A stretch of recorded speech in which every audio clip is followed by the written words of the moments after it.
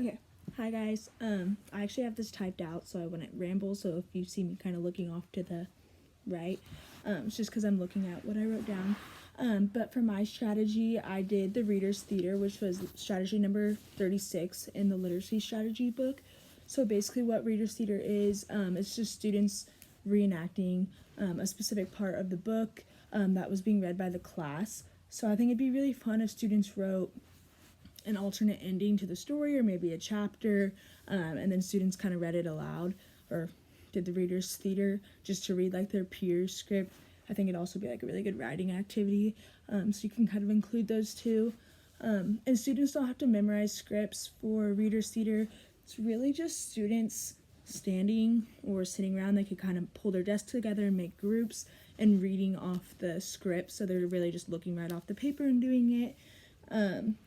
But the main point of the Reader's Theater is for students to interpret the story with their voices or with their expressions. I know I talk with my hands a lot, but like having them use those gestures that might be used in that specific scene that they're doing.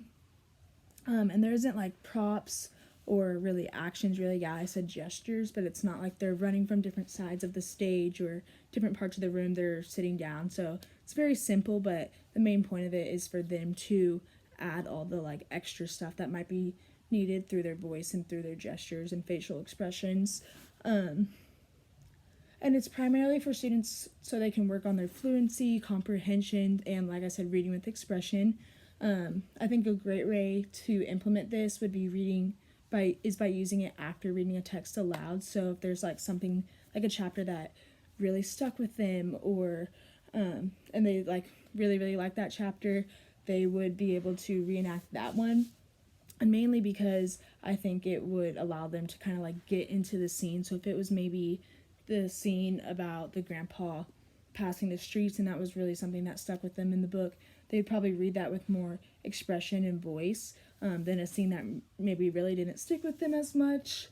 And I also think it'd be really beneficial to use the Reader's Theater if there was maybe a scene that didn't stick with them as well, or maybe they were kind of confused about, and kind of seeing that reenacted in real life by real people, kind of hearing it that way rather than like on text would help them comprehend that scene a little bit better.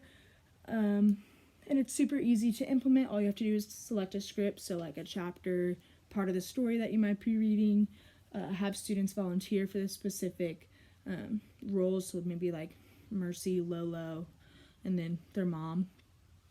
And then just kind of read through it, rehearse it. And by rehearse it, I don't mean memorize the script. Students are not supposed to be memorizing it. Just kind of read through it a couple times so that when they do perform it in front of their classmates, it's not the first time that they've ever read the script. They kind of want to have an idea of what they're reading, just so it kind of flows a little bit easily, hence the whole point of it, working on their fluency.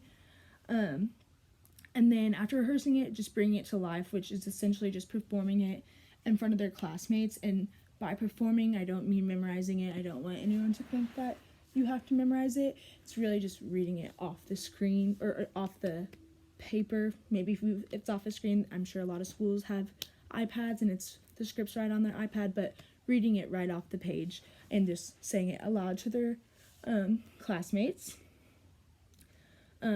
But yeah, just reading it right off, and even though they are reading it right off the page, they still are expected to read with like that expression and that voice that would be happening during the scene. So they would probably have a little bit more expression when Lolo was in the median on the middle of the street than when they were talking about partners for classes or something like that. Just kind of knowing what expression to have included in the certain scene.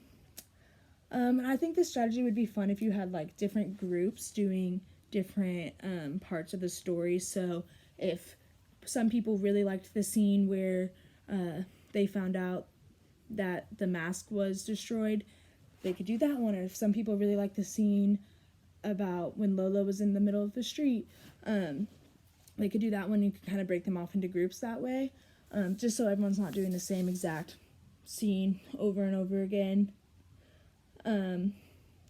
And this was included in my literacy strategies. I also saw it on some websites, but if you are working on fluency, and you're giving students the scripts, maybe have students like pre-assigned to certain roles. So if you have someone that is maybe not so good at their fluency, give them a certain role that would help them with their fluency, so they're not picking the role that has the least amount of speaking parts if they really do need to work on their fluency. Or maybe you have someone that's a really, really great reader and they tend to dominate conversations, give them a role that would still give them enough speaking parts where they feel like they talked a lot, but then the people that did need to grow in their fluency would be able to grow without that person kind of dominating the whole scene. Yeah, so basically just choosing the right roles for each person. Yeah, that's pretty much all I have. So I was just looking over my notes, but thank you. Can't wait to watch your guys' video. I hope everyone's staying safe during all of this. Okay, bye.